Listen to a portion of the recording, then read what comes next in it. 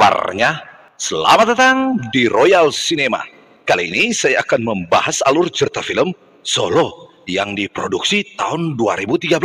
Film ini menceritakan tentang seorang remaja yang baru menginjak usia 17 tahun bergumul dengan tragedi keluarga yang membuatnya merasa depresi. Namun dia mencari cara untuk meninggalkan keterpurukan tersebut. Tanpa berlama-lama, langsung saja ke ceritanya.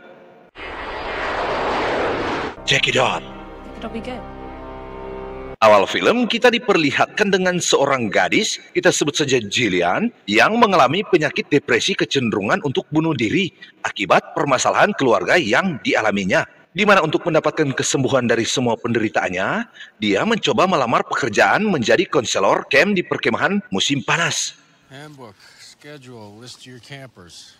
Di mana untuk mendapatkan pekerjaan tersebut, dia harus membuktikan keterampilan bertahan hidupnya di pulau terdekat milik camp yang dikabarkan dihantui oleh hantu anak kecil yang hilang 30 tahun silam. Tetapi karena dia merasa bahwasannya beban hidupnya lebih berat dari tantangan yang akan dihadapinya, dia pun berangkat untuk mengikuti tes bertahan hidup di tempat tersebut. Diantar oleh Fred, mentor dari tempat tersebut.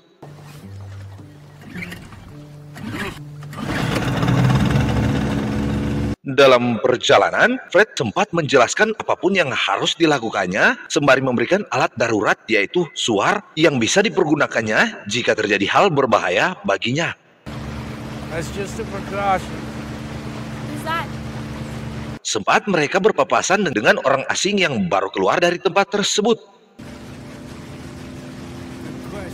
Dan tibalah mereka di tempat tersebut. 2 nights and then sun up, I'll be back to get you. Fred menjelaskan tentang yang harus dilakukannya dalam tes 2 hari ini melalui buku panduan. It's obvious, you know all this stuff. It's in the handbook.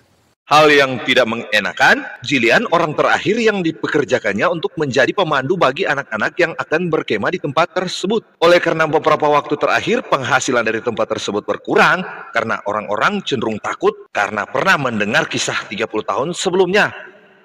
Yours is the last real solo here.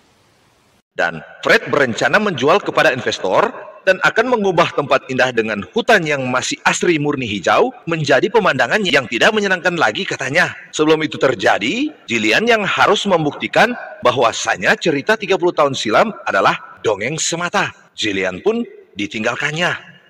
I'll be back before you know it. Dan awal bertahan hidup sendiri dimulai. Melalui buku panduan, dia bisa membangun apa yang disebut tenda dan perapian yang menurutnya kemewahan. Luxury. Untuk menghilangkan rasa jenuhnya, dia mencoba mendengarkan radio yang ternyata hanya untuk keadaan darurat yang terhubung langsung kepada Fred yang langsung memintanya untuk keluar untuk menikmati keindahan hutan. Get out of your tent. Enjoy the nature.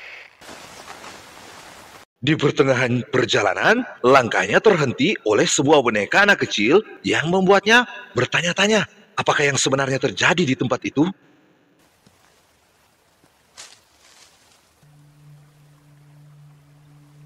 Setelah hujan reda, dia mencoba membersihkan diri, namun tiba-tiba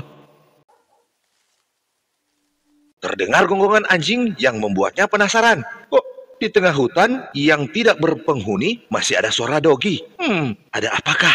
Dia mencari sumber suara dan bertemu dengan seorang pria, kita sebut saja Ray, seorang pria lokal yang mengatakan bahwa Jillian mengirim panggilan darurat. Tapi nampaknya dia baik-baik saja. You called for help. No. Jillian sebenarnya tidak mengirim panggilan darurat, tetapi Ray mengada-ada cerita dan menakut-nakutinya. You okay? Everything's okay? Yeah. Tetapi Jillian tidak peduli. Dirasa Ray bukan orang berbahaya dan karena Jillian sempat terluka, dia meminta pertolongan Ray yang langsung mengarahkannya kepada perahunya untuk membantunya membalut perban ke lukanya.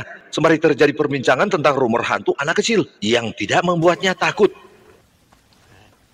There's a ghost on the island, they say. Yeah, who says? Nah, pada malam hari di mana dia harus membaringkan tubuhnya untuk tidur, tiba-tiba dia mengigau dan ternyata sesosok tangan sudah membuka tendanya, membuatnya terbangun kaget. Dengan penerangan senter seadanya, dia mencoba memeriksa sekeliling, namun tidak menemukan apapun. Keesokan harinya, dia terbangun dan terheran-heran dengan barang-barangnya yang berserakan, membuat dia bertanya-tanya siapa yang mengunjunginya. Padahal dia ditugaskan hanya sendiri di pulau tersebut. Dan terlihat sesosok anak kecil berlari, membuatnya takut dan kembali ke tendanya. Tiba-tiba, Hey, Jillian. ternyata itu hanya Marty yang berkunjung untuk memeriksanya. Merasa penasaran dengan barang-barang yang berserakan, dia bertanya kepada Marty yang melakukannya, hingga menghilangkan boneka yang dia temukan. Namun Marty yang tidak tahu apa-apa menghindarinya, hingga ingin pergi. Tetapi karena rasa takut, dia menahan Marty. Please, can you just stay? Oh, Lacey told me the Janie story is true. Selanjutnya, mereka berkeliling sembari membicarakan tentang kisah Jenny, anak summer camp yang menghilang 30 tahun silam. Dan menurut perkiraannya, ayah Marty pemilik tempat tersebut yang menjadi konselornya. Dan dari cerita Marty, bahwa dari cerita ayahnya, anak tersebut sering berjalan pada saat tidur. Sehingga pada saat kejadian, seluruh anggota dalam keadaan tertidur. Dan kejadian menghilangnya Jenny terjadi. Here. Pembicaraan mereka terhenti ketika melihat sebuah tenda yang ketika memeriksa, terdapat boneka Jenny yang membuat Jillian takut. Karena benar saja ada orang yang masuk ke tendanya tadi malam. Dan penasaran pun Jillian memeriksa tenda. Dan betapa tercengangnya, foto-foto beberapa anak yang pernah berkemah di tempat tersebut terpampang di dalam tenda. What are you doing? Marty! Mereka pun berlari kembali ke tenda Jillian. Let me see. Ketika memeriksa setiap foto, terdapat nama Jenny. Marty pun berasumsi yang berkemah dan membuat tenda tadi adalah ayahnya. Jillian segera menghubungi radio, namun Marty melarangnya. Hingga terdengar suara bot yang ternyata muncullah Ray. He stopped here yesterday. He was fishing. Dengan berpura-pura mendengar panggilan radio Jillian, membuat Marty heran. Kenapa seorang pemancing ikan berada di tempat itu? Padahal itu tanah pribadi milik keluarga Marty. We found this tent and all these photographs. Yang ketika Jillian menceritakan tentang kejadian semalam dan ada tenda dekat situ yang berisi foto-foto anak yang pernah berkemah 30 tahun silam, membuat Ray penasaran dan ingin melihatnya. Dan Marty pun menawarkan dirinya untuk mengantarnya. Now I'll show you where the tent is.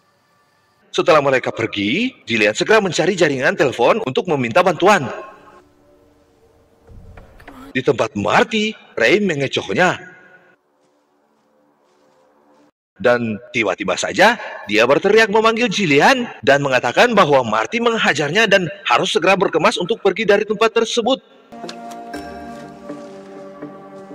Sementara dia berkemas, dia melihat foto Ray muda dan terpampang di samping beberapa anak kecil yang berkemah 30 tahun silam. Dia langsung berasumsi bahwa Ray orang yang berbahaya. Dalam kebingungan, dia mencari akal untuk bisa menjauhi Ray. Hello? Lewat ringtone yang dibuatnya sendiri, dia berpura-pura mendapatkan telepon dari seseorang, padahal dari tadi dia hanya mencari jaringan seluler. And now he's on the island somewhere. Dan dia berhasil mengakali Ray hingga membuat mereka terpisah sementara waktu. All right, be careful. Tetapi dia ternyata membuntuti Ray menuju ke kapalnya dan melihat sendiri Ray menghapus darah dari wajahnya. Ray yang merasa dia diawasi dan berpura-pura pergi, sedangkan Jillian masih mengawasinya. Dan ketika Jillian memeriksa tenda, ternyata Marty sudah terluka di dalam tenda. Dia mencoba membantunya, tetapi ketika Ray kembali dan membuka tenda,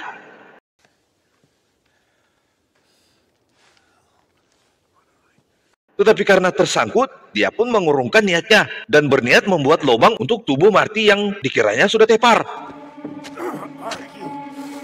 Jillian mencoba menyelamatkan Marty, tetapi Doggy dari Ray terus menggonggongi mereka. He did. Karena tidak ingin ketahuan, dia memberikan makanan dan obat tidur kepada si Doggy. Dan dia langsung berlari mencari bantuan dengan berenang mencari jaringan telepon.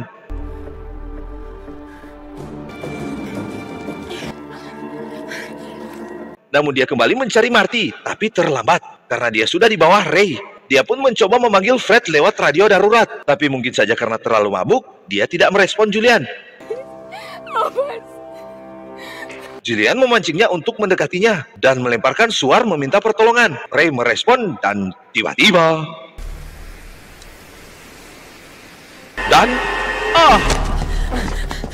gagal. Dia ditangkap Ray.